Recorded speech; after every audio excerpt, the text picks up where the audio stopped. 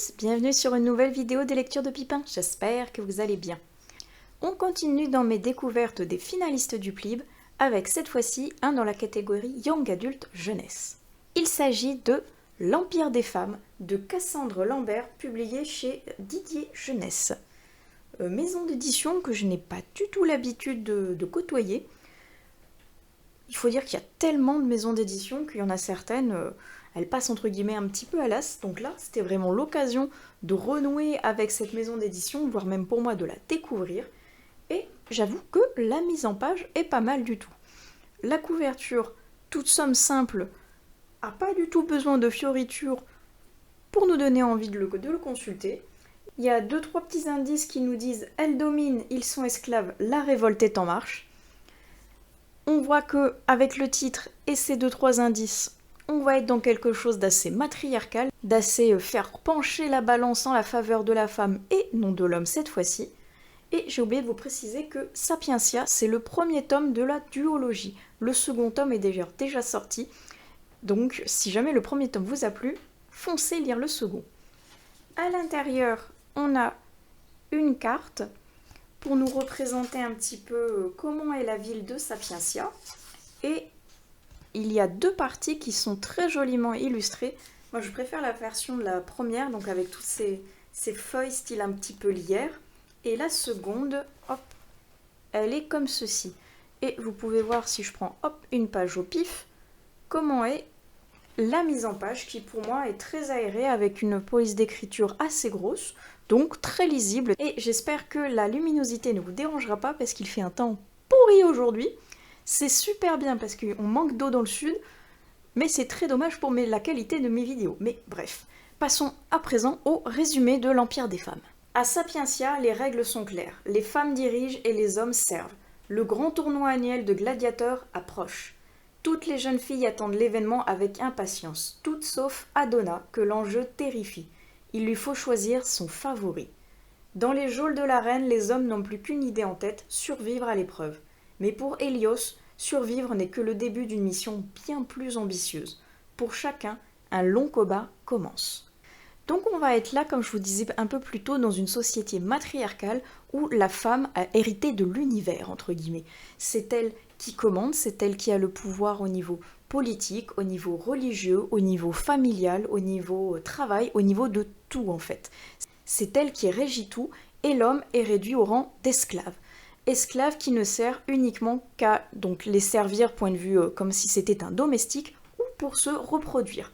Très rares sont les hommes qui accèdent à un statut un peu particulier qui s'appelle un oncle, dont la charge est un peu d'élever les enfants, notamment les enfants mâles, car comme c'est une société de femmes, si les jeunes femmes accouchent d'un garçon, eh ben c'est bien dommage parce que c'est la femme qui prévaut, donc eh ben, il va être soit abandonné dans les mains des oncles qui vont l'élever, et soit l'élever lui-même au stade ou d'oncle, ou d'homme de compagnie, ou d'homme de main, soit ils vont être envoyés sur une île au loin qui s'appelle Ténéros, qui est une île où il n'y a que des hommes. Tous les hommes que la société ne veut pas, soit parce qu'ils viennent de naître avec le mauvais sexe, soit parce que justement les hommes ne servent à rien, ils sont violents, ils sont brutaux, ils sont bestiaux, donc la gente féminine n'en veut pas. Donc elle les a balancés sur une île et elle essaye de les oublier comme ça, jusqu'à un tournoi qui a lieu tous les ans, où un petit groupe de femmes va aller sur l'île pour choisir les élus qui vont devoir se combattre dans l'arène pour devenir après les domestiques élus, les hommes qui auront réussi à sortir de Ténéros pour être au service des nobles femmes. Et notre héroïne, Adonna, elle n'est pas très très fan de ce concept. Elle en a plus peur qu'elle ne l'aime pas, point de vue que sa mère est la personne la plus haut placée sur l'île dans la hiérarchie. Elle est très riche, elle est très réputée et elle est très sage. Donc si c'est elle qui a décidé cette chose-là, il faut l'écouter et se plier à sa volonté. Sauf que Adonna, elle arrive à 18 ans et elle arrive à l'âge où il faut qu'elle se reproduise pour enfanter évidemment une fille. Et donc pour ça, il faut qu'elle choisisse l'un des garçons qui a été cherché sur l'île de Ténéros, qui va combattre dans l'arène. Il faut que parmi tous ces garçons, elle en trouve un qui lui plaise, qui devienne son favori, et qu'après, elle le choix au niveau de cadeaux, au niveau de nourriture par exemple, au niveau d'équipement de son armure pour qu'il puisse combattre et être un peu plus aisé et un peu plus protégé, mieux pourvu que les autres, parce qu'en fait, au milieu de l'arène, s'ils ont une dame qui les préfère, ils ont plus de chances de s'en sortir vivants. Car si jamais personne ne daigne les choisir en tant que favoris, eh bien ils n'auront pas de quoi se protéger. Ils seront juste entre guillemets en pagne avec le premier bout de bois qui va leur tomber sous la main en tant qu'arme. Tandis que s'ils sont choisis en tant que favoris, alors là, les femmes vont payer pour pouvoir lui acheter une armure, une arme particulière, un casque, bref.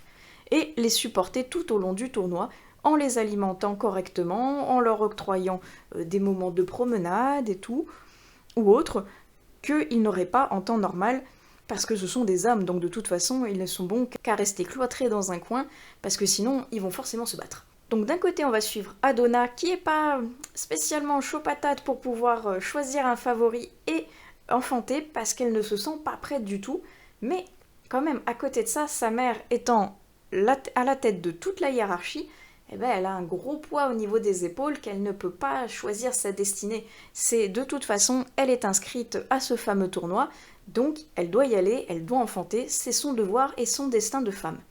Et de l'autre côté, côté des garçons, on va suivre Hélios. Hélios qui donc lui vient de Ténéros et qui cherche par-dessus tout à s'engager dans cette arène, d'être choisi comme élu parce qu'il a une mission particulière. Alors certes, il veut s'en sortir, certes, il veut dégager de Ténéros parce que les conditions sont déplorables, mais il a une ambition un peu plus cachée derrière, ambition que l'on ne connaît encore pas dans le premier tome. Et c'est très bien joué. Parce que, pour être franche, au début, c'est le titre qui me faisait le moins envie, vers lequel j'avais le moins envie d'aller parmi les titres de la sélection Young Adult Jeunesse. Pourquoi ? Parce que certes, déjà, il y avait d'autres titres qui m'intéressaient beaucoup plus avant celui-ci, mais parce que le côté, justement, les femmes ont le pouvoir et vont écrabouiller les hommes, j'étais pas spécialement fan du concept. Alors non que si ça avait été l'inverse, ça m'aurait plu, au contraire, j'aurais pas spécialement aimé non plus, mais je n'avais pas envie d'un énième livre se disant féministe, alors qu'au final, le féminisme pour moi, c'est l'égalité entre hommes et femmes. Alors que là, il n'y a aucune égalité entre les deux. La femme est le sexe fort, l'homme est le sexe très faible, voire même il ne sert donc à rien à part être esclave. Et moi, c'est pas mon truc. C'était pas le truc le plus engageant, on va dire, au niveau littéraire qui m'attirait le plus. Mais j'étais quand même curieuse de voir ce que ça pouvait donner, parce qu'en plus on reprend tout ça dans un contexte un petit peu de Grèce antique, et comme j'aime beaucoup tout ce qui tourne autour de la Grèce antique, franchement, je me suis dit ce serait dommage de passer à côté, et comme en plus c'est l'un des finalistes, je me devais de le lire, de vous le présenter, de le chroniquer, pour après donc choisir un unique élu à la fin. Et celui-ci, qu'est-ce que j'en ai pensé au final, après être passé outre mes a priori ? Eh ben c'était pas mal du tout. Alors il y a énormément de moments où j'ai grincé des dents et levé les yeux au ciel devant le comportement des femmes envers les hommes, parce que, comme je vous dis, on ne peut pas être féministe en basculant dans la suprématie d'un sexe par rapport à l'autre. Pour moi, c'est pas ça. Mais il y a beaucoup d'idées intéressantes, et de voir que justement la bascule entre l'homme et la femme, entre la femme qui donc devient l'être suprême, c'est assez fun de voir comment l'autrice a réussi à retourner la situation dans l'avantage de la femme. En divers points, en point de vue religieux, maintenant il y a une unique déesse. En point de vue science, tous les mathématiciens, tous les philosophes de l'époque qui sont connus sont devenus des femmes. On a Aristote, Pythagora, des petits clins d'œil comme ça à la jante masculine que l'on connaît dans les faits réels, mais retranscrits comme si c'était donc une femme qui avait découvert tel ou tel théorème ou tel précepte philosophique, bref. Et donc après, il y avait pas mal de petits détails comme ça qui sont remis, on va dire, au goût du jour, et qui font que c'était très intéressant à lire. Intéressant du point de vue et d'Adona et d'Hélios, parce que on se rend compte que finalement ces deux-là, ils sont un petit peu sur la même longueur d'onde. L'un étant un homme et donc de base réduit à l'esclavage et en mode « tais-toi, tu ne sers à rien », et l'autre qui est une femme, mais qui n'aime pas trop quand même qu'on utilise l'homme en tant qu'esclave, parce que quand même elle a un frère jumeau, Adonis, qui lui subit de plein fouet toute cette méchanceté, toute cette cruauté, toute cette logique, comme quoi, comme il est né homme, il n'a pas le droit à la parole, ni à rien d'autre d'ailleurs. Et elle, ça l'embête fortement parce qu'elle est très attachée à son frère. Ils sont jumeaux, mais ils ont été séparés quasiment dès la naissance parce qu'elle, elle devait donc être une femme et donc tenir son rang. Et lui, on va essayer de le caser quelque part, quoi. Elle aime pas ça. Elle veut rester auprès de son frère. Et elle se rend compte que la seule solution qu'il y a pour rester avec son frère, c'est qu'elle devienne mère et que lui devienne oncle et qu'il puisse donc s'occuper de son futur enfant. Futur enfant qui doit d'ailleurs forcément être une fille parce que sinon, elle sait que de toute façon, si elle enfante d'un garçon, il va être abandonné sur l'île avec tous les autres hommes. Donc finalement, elle essaye de changer un petit peu sa vision des choses, elle essaye de se faire une raison, et elle essaye de trouver un favori parmi tous les hommes, même si ça l'embête fortement, que ça la dégoûte, et qu'elle n'a pas envie et elle ne se sent pas prête quand même pour être mère. Et à côté de ça, Hélios, lui, on sait qu'il a un but caché, on ne sait pas encore lequel, mais on sait que de toute façon, il a envie de faire bouger les choses. Il en peut plus de ce statut de tu es un homme, donc tais-toi. Il en peut plus d'être relégué avec tous les autres personnes de son sexe sur une île complètement oubliée de tout le monde à essayer de lutter pour la survie contre la maladie, contre la faim, contre l'ennui. Il a envie d'avoir un pied d'égalité avec ces femmes. Il a envie de faire bouger les choses en leur faveur à eux, aux hommes, et on ne sait pas comment. On sait juste qu'il a pour mission de se rendre dans cette arène et d'y combattre, et pas plus.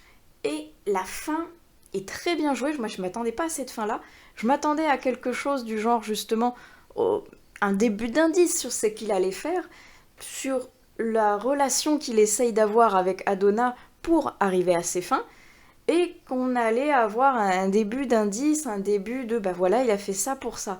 Là, pas du tout, ça se termine de manière totalement abrupte, avec zéro réponse de toutes nos interrogations. Il y a 2-3 indices par-ci par-là, mais qui restent complètement murés dans le silence, et la fin est assez catastrophique en soi, parce que ça sent le cataclysme pur.